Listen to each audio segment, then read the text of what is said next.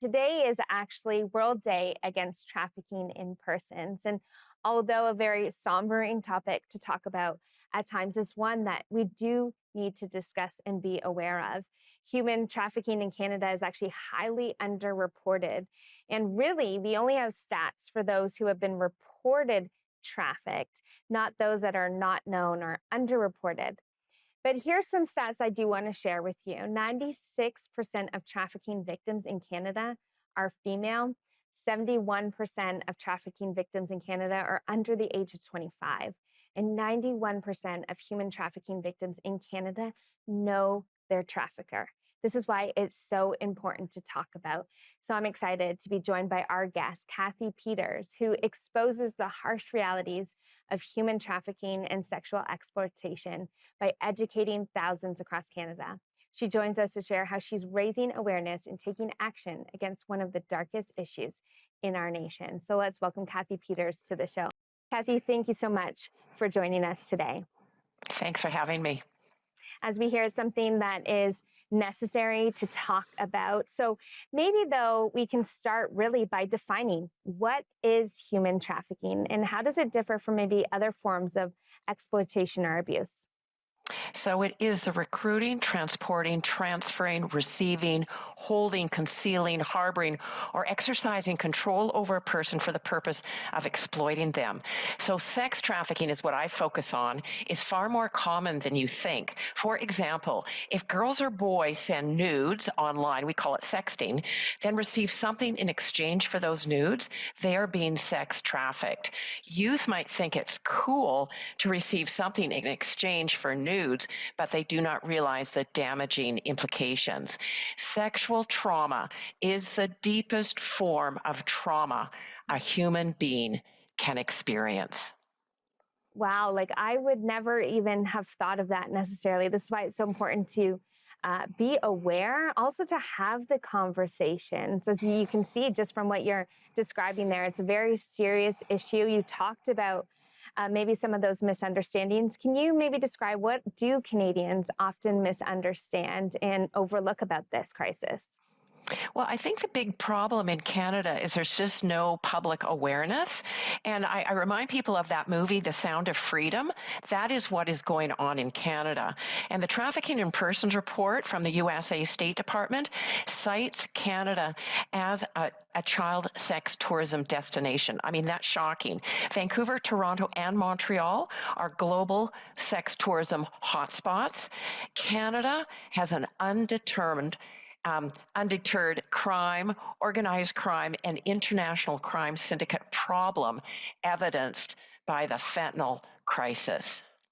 Wow. I remember sitting in a backyard with a friend who is a cop and him telling us we live in this small town and telling me all about what was happening even within our little town when it comes to stuff like that. So it's something to really take serious and help our kids even understand. So, it's a big, heavy topic, a big, heavy area. What initially inspired or compelled you to begin really advocating against human trafficking? Like, when did this become a calling for you? Well, I was an inner city high school teacher over 45 years ago in the Vancouver area, and I saw it then, and now I've been raising awareness full time for the past 11 years. But our son was working for former Member of Parliament Joy Smith. She introduced our Canadian 3 human trafficking laws. Joy asked me to take care of a young woman survivor who wanted to tell her story publicly. Christine was sex trafficked, hooked on cocaine and alcohol at age 11 years. And she did this for 10 years, sexually servicing men 7 days a week. When I heard her horrific story, I promised her I would stop sex trafficking in British Columbia. So since then, I have made over 860 presentations to politicians, police, and the public. And now I write books. You can see my book behind me, booklets, brochures, and I have an information teaching website, beamazingcampaign.org. Well, I just want to say thank you for the work that you are doing, Cathy, as a a mom of 3 children as well. Thank you for even what you're doing for the next generation, bringing awareness, advocating, and so much more. You did mention your book that's titled Child Sex Trafficking in Canada and How to Stop It. You've released the second edition. So from your perspective, what are some of the most effective ways that we can combat this issue, both in prevention and intervention? Well, I'm a teacher type, so I keep everything really simple. Learn, share, alert. Learn about the issue, share about it with family, friends, your church, your contacts. Alert politicians and police. It is an issue that needs to be addressed.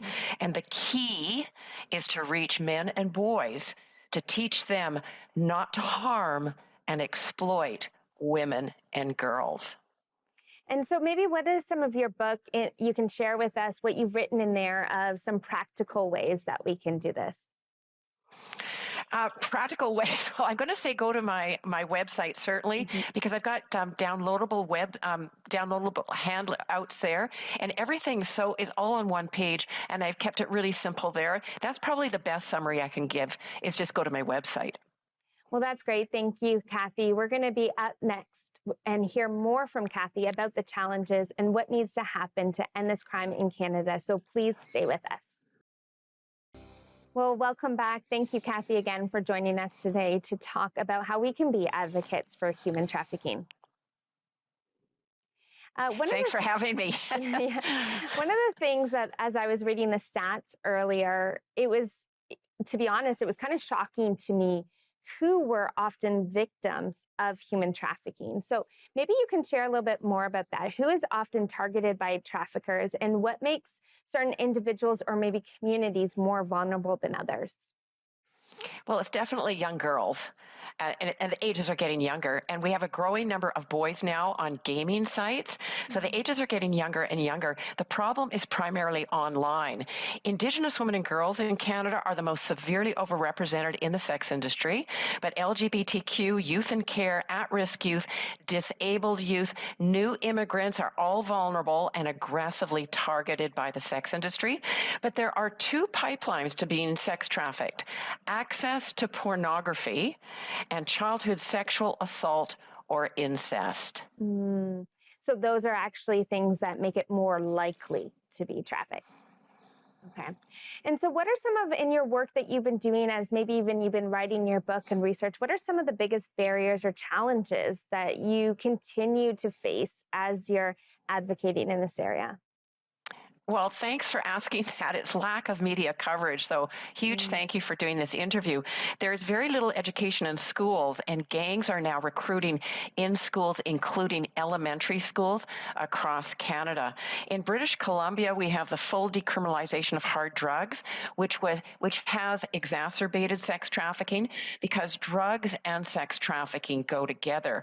But most importantly, the churches need to know about this. Christians need to know about this, because they could stop it. Honestly, I have to say, when I had that conversation with the cop in my backyard a couple years ago, it was probably the most I had learned. A lot of times we can think it's so far from us and not realizing how it's happening right in our neighborhood. So on sort of the flip side of that, over these 11 years, what results or positive changes have you seen from your advocacy? Well, the good news is in Canada, we now have 3 national organizations. There is the National Human Trafficking Hotline number, and I have my little card here showing the number, run by the Canadian Centre to End Human Trafficking. There is the Joy Smith Foundation, and they have the National Human Trafficking Education Centre in Manitoba. And there is cybertip.ca, where you can report cyberbullying and any problems in the digital space. That's great. And in your opinion, what would you say would make the most significant difference in really turning back the dial on this crime in Canada? Like, what, as you're writing your book, as you're doing the research, as you're doing the advocacy, as you're doing the hard work, what do you believe really needs to change? Fathers are the key. reaching Mm. men and boys so they do not harm or exploit women and girls. Men and boys can end sexual exploitation. Survivors have told me that having a caring, concerned, protective, and loving father would have kept them out of the sex industry. Dr. Jenny Sue Jessen is a survivor and an advisor on federal anti-trafficking policies in the states, and she says this: we need men who are courageous in their masculinity, who are co-equal, co-leaders to partner within our families. We need to teach men and boys their inherent worth and value. We need good, strong dads raising their children to be good, strong people. There's no question the strongest buttress to protect youth, children, and the vulnerable are strong families and healthy support networks. And this in turn creates healthy communities. Yeah, it's so important because that really is what prevention is, right? We always need these intervention strategies, but prevention is preventing it from happening. And I think that's what you're talking about there is that family dynamics, that community empowerment. So, do you maybe have any encouraging stories or some story of impact that you could share with us today? Well, I don't know how much time I've got, but I just can tell you the story about young Tegan Marshall, who was a grade 11 student many years ago that reached out to me from Nanaimo. I'm from Vancouver, and he said, I want to help you stop human trafficking. He's been presenting with me on global summits now for the last 8 years. But in grade 11, one of his good friends in his youth group was sex trafficked and murdered. And so he contacted me and said, I have to help you stop it. So he's a hero, and he's a Christian young man, and actually now he's training to be a pastor, so which is really wonderful news. So it's when you meet heroes in your life, it makes a huge difference. And here's a young man making a difference. Well, Cathy, so are you. And so we thank you for that. We thank you for being here today. And I know it's not easy, this work. So we are praying for you and just encouraged by the work that you're doing. So thank you so much for that. Thank you. Well, if you want more information on Cathy or her book, you can go to 700club.ca.